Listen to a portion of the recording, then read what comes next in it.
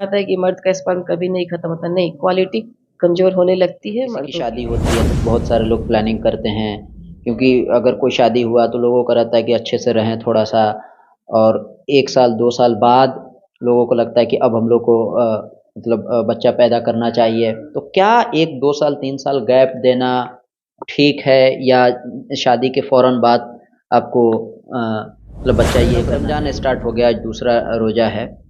कोई अगर pregnant lady है, तो सबसे पहली बात वो रोज़ा रहे कि ना रहे, कितना साइंटिफिक पॉइंट ऑफ व्यू से कितना ठीक है, किस स्टेज में है तो रोज़ा रखना सेफ़ है, नहीं है, या रोज़े के दौरान अगर कोई इस तरह का सिम्पटम्स आ जाए तो रोज़ा तोड़ना चाहिए कि नहीं, अपने बच्चे को दूध पिलाना है, तो उनमें किस बात का ख़्याल रखें? क्या वो लोग रोज़ा रखना कोई प्रेग्नेंट लेडी रोज़ा है, रोज़े से है, अचानक कुछ दिक्कत होने लगा, अलग-अलग तरह के सिम्पटम्स या कोई प्रॉब्लम, चक्कर आ गया या कुछ भी हो सकता है, तो उस सिचुएशन में क्या? बहुत ऐसे लोग होते हैं जिनके शादी हो गया है, बच्चे नहीं हो रहे हैं, 2 साल 3 साल हो गया, किसी वजह से अगर नहीं हो पा रहा है, या एक बच्चा हो गया फिर 1 2 साल का उन्होंने गैप दिया।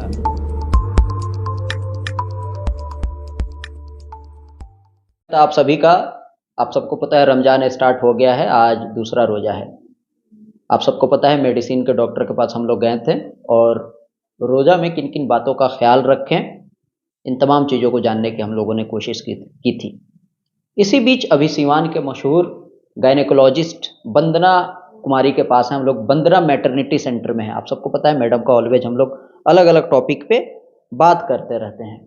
आज हम लोग बात करेंगे कि कोई अगर प्रेग्नेंट लेडी है तो रोज़ा रखना कितना सेफ़ है, अलग अलग प्रेग्नेंट के बाद 3 महीना, 6 महीना, 8 महीना किस स्टेज में रोज़ा रख सकते हैं, और किन किन बातों का ख्याल रखना है।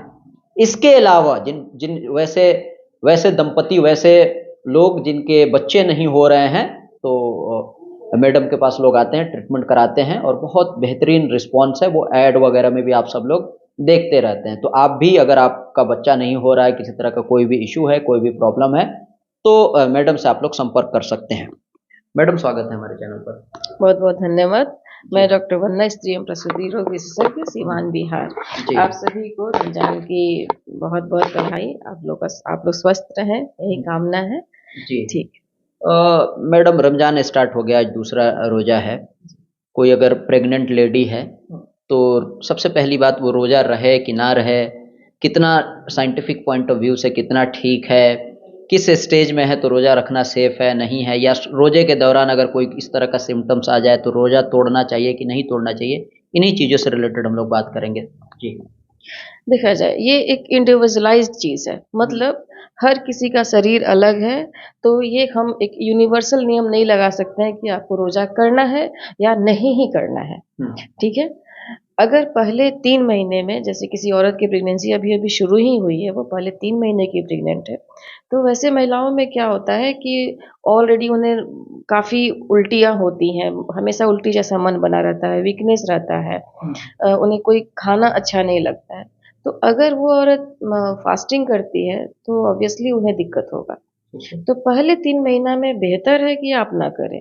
हाँ, अगर कोई ऐसे बहुत जो फिट हैं, उनको पहले से कोई बीमारी नहीं है, उन्हें उल्टी भी नहीं हो रही है, और उनमें इतनी इच्छा शक्ति है और उन्हें इतना है कि मैं कर सकती हूँ, तो आप करके देख सकती हैं।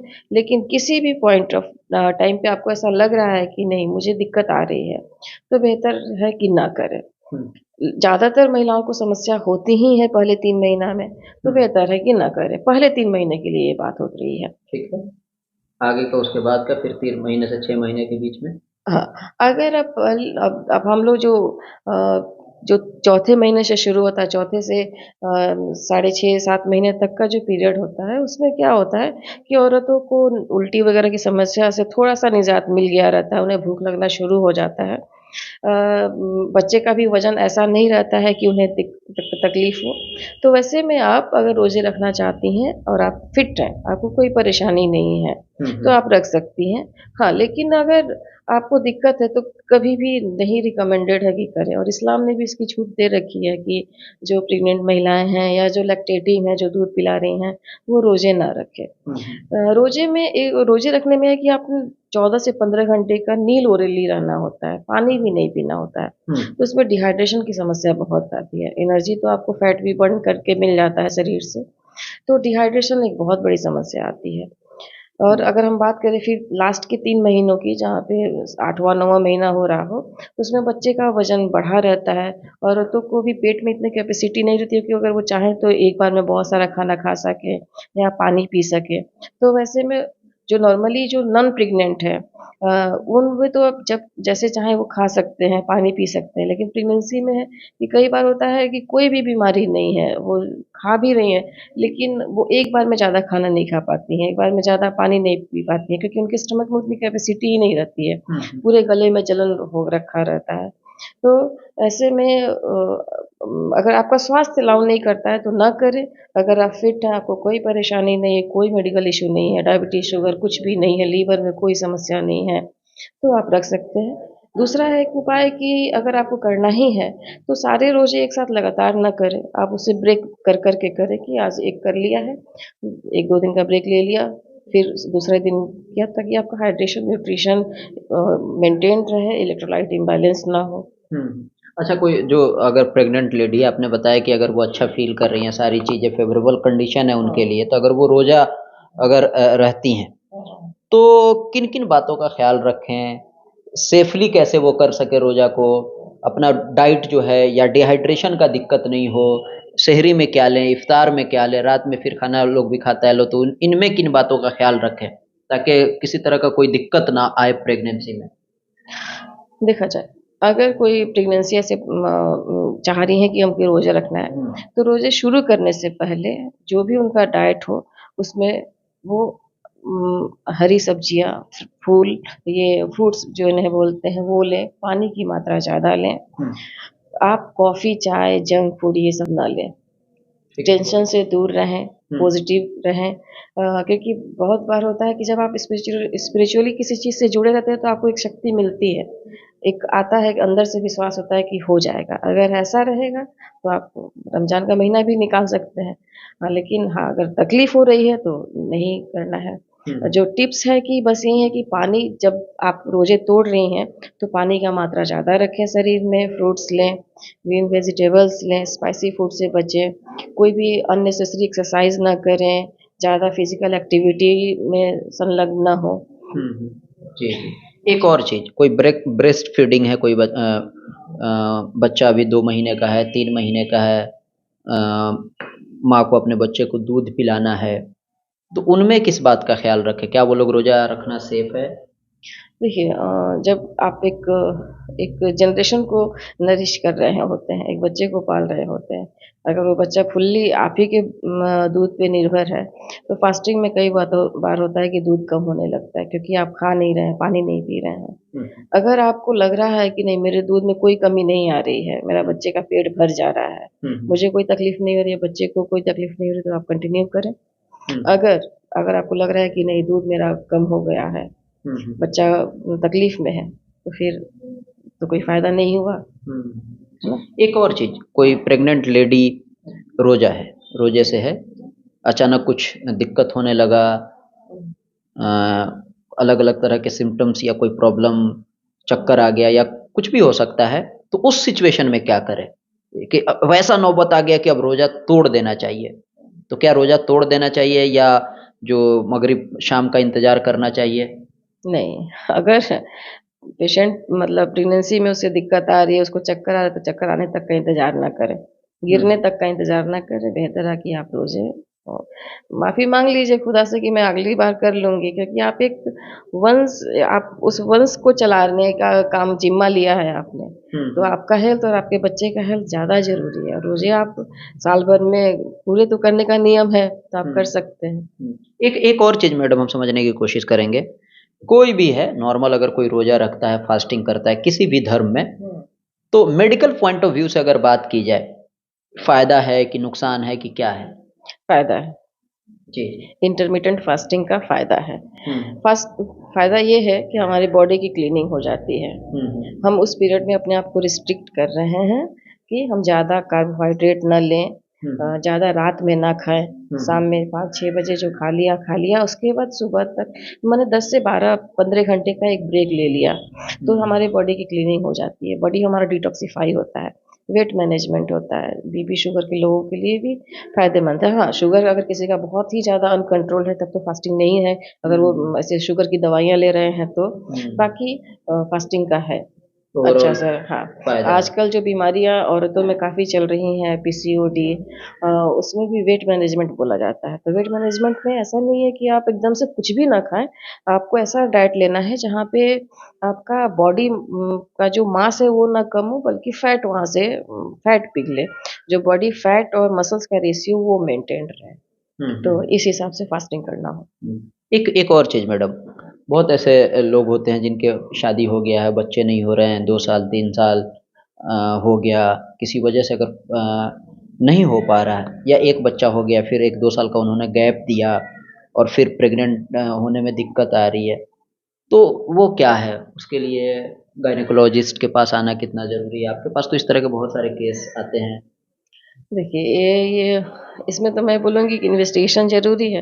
अगर आप 1 साल से हस्बैंड के साथ रह रही हैं, फिर भी प्रेगनेंसी नहीं रुक रही है, तो आपको बिल्कुल आना है डॉक्टर के पास, चेकअप होना है। सेकेंडरी इनफर्टिलिटी नाम की चीज़ एक होती है, जहाँ पे एक पहला बच्चा हो गया, ठीक से हो गया, नॉर्मल डिलीवरी भी हो गई और उसके बाद आप कंसीव करने में आपको दिक्कत हो रहा है, तो फिर आपको जाँच वगैरह करानी होगी। अच्छा, एक और बात मैडम, किसी की शादी होती है तो बहुत सारे लोग प्लानिंग करते हैं, क्योंकि अगर कोई शादी हुआ तो लोगों का रहता है कि अच्छे से रहें थोड़ा सा, और 1 साल 2 साल बाद लोगों को लगता है कि अब हम लोग को मतलब बच्चा पैदा करना चाहिए, तो क्या 1-2 साल 3 साल गैप देना ठीक है, या शादी के फौरन बाद आपको मतलब बच्चा ये करना चाहिए? देखिए, आप दोनों अभी हस्बैंड और वाइफ की एज मतलब कि 20 से 25 साल के भीतर हैं और आप अभी करियर बना रहे हैं, आप लोग को कोई मेडिकल इश्यू नहीं है, तो आप वेट कर सकते हैं 1-2 साल, क्योंकि अभी है कि पहले आप अर्न करना सीखिए तब आप फ्यूचर के बारे में सोचिए। लेकिन अगर आपका एज ज़्यादा है, आप 30 प्लस हो चुके हैं, आपने ऑलरेडी लेट मैरिज किया है, तो और वेट नहीं करना चाहिए, क्योंकि एज के साथ औरतों में और मर्द में भी ऐसे कहा जाता है कि मर्द का स्पर्म कभी नहीं खत्म होता, नहीं, क्वालिटी कमज़ोर होने लगती है मर्दों की भी, और औरतों का तो अंडा बनने का जो क्षमता होता है, एग्स की क्वालिटी होती है, उसका उम्र से बहुत रिलेशन है। तो इसीलिए अगर आपका एज कम है, आप 20 से 25 साल के बीच में हैं, आप अभी पढ़ाई-लिखाई में आप वेट कर सकते हैं, ये ना। रिस्पॉन्सिबल हो गए हैं, शादी भी जो एज होता है, लड़की का भी एज 25 साल है, लड़का का भी एज 25 तब 26 आप प्लान 27 साल कर है। लीजिए, तब आप प्लान कर लीजिए। अच्छा, अच्छा। शौकिया डिले मत करिए कि अभी शौक से हम नहीं करेंगे बाद में, क्योंकि ये कॉम्प्लिकेशंस आते हैं। लेट मैरिज, लेट एज में बच्चे में है समस्या। अगर आप सेटल हैं, आपको कोई और नहीं, तो शौकिया तौर पे प्रेगनेंसी नहीं लेट करिए। अगर आपको बच्चा करना है तो सही समय से कर लीजिए। पता चला कि आप 60 साल के में बच्चा आपका 5 साल का हो रहा है, ये भी तो ठीक नहीं है ना। If you want to have a child, get it done at the right time, otherwise say no. एक और चीज़, और जो जिनको नहीं हो रहा है तो उससे रिलेटेड तो हम लोगों ने सवाल तो पूछ ही लिया, इसके अलावा और क्या गाइड करेंगी? नॉर्मल एक तो हमने फास्टिंग से रिलेटेड, प्रेग्नेंट लेडी से रिलेटेड हम लोगों ने बात कर लिया, और भी जो लोग भी प्रेग्नेंट हैं या जो प्रेगनेंसी के लिए प्रेग्नेंट आगे के लिए प्लानिंग कर रहा है, वैसे लोगों को आप क्या गाइड करेंगे? प्रेगनेंसी प्लान कर रहा है, हाँ। तो एक तो एज सही होना चाहिए अपने आप को।